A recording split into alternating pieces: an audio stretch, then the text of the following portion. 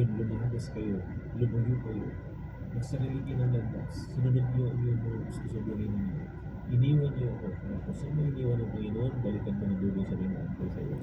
Kaya sabi dito, O Israel, turn of the truth over thy plan, for thou hast fallen by thine iniquity. So, nung kasalanan ng Israel, lumayas sila. Hindi mo nakasama ng Panginoon, at hindi mo nakasama ng Diyos ang kahit single o dapat isang simpleng kasalanan. Because God is holy. So, ang sabi ng Panginoon, bumalik kayo sa akin. Take with your words and return and be out, says God. Take away all iniquities and accept that which is good.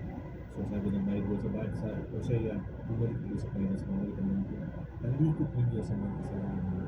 Magbalik kayo. Hindi nagsisi kayo. Hindi pinagpunan sa Panginoon para magkaroon kayo ulit ng pagbabalik kayo sa Panginoon. Hindi tayo sa kamuli sa Panginoon. Turn away from your sinfulness.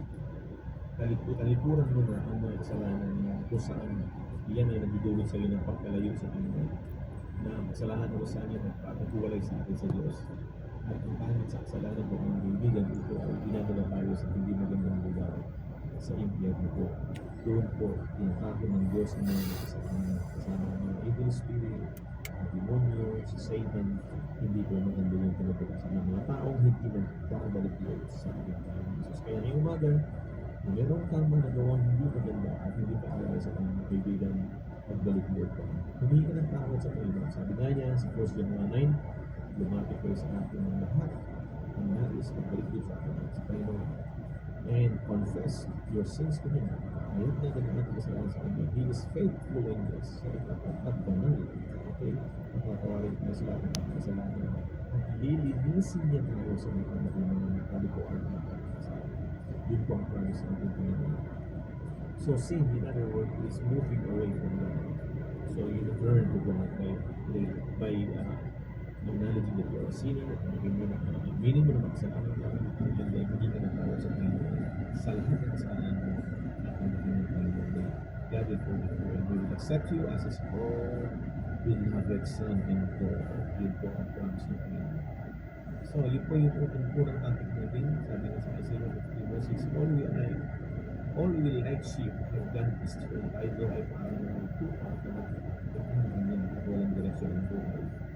We have turned away everyone to his own way, and Lord have laid on him the iniquity of his own. So, wala tayong direksyon sa buhay natin na wala ng Panginoon. Right, yun po yung ating first point last time, and then ito yung second, yung restore. Ibig sabihin ng restore means full, complete, equipped. Kung naalala niyo sa Adam, doon sa Garden of Eden, wala siyang kailangan. All provided. Hindi doon food, environment, happiness, joy, presence of God. Sa Eden, doon sa paradise, full, complete, walang problema. Pero, dahil dito sa mga kasalanan na dahil sa kasalanan, sinuway nila ang utos ng Panginoon. Hindi nila sinunod ang kanyang focus. Sila po ay nagsimulang magkaroon ng problema.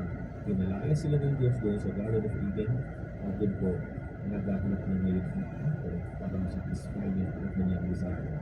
And para maging makompleto siya, doon na nagkaroon ng kukulang. So, ang point ito kung bibigyan, dati kumpleto po tayo. We have everything in God. But sin, dahil sa kasalanan, nawalay tayo sa Panginoon, nagsimula tayong maghirap. Kaya sabi ng Diyos, kaya dahil sa kasalanan mo dahil, araw ko ang ating kailangan mo pawisan. Tumulo ang pawis diyan sa kilay mo. So dati walang pawis si Adam. Okay? Dati wala siyang kailangan. Pero dito, nangailangan na siya. Kailangan na siya magbungkal, kailangan na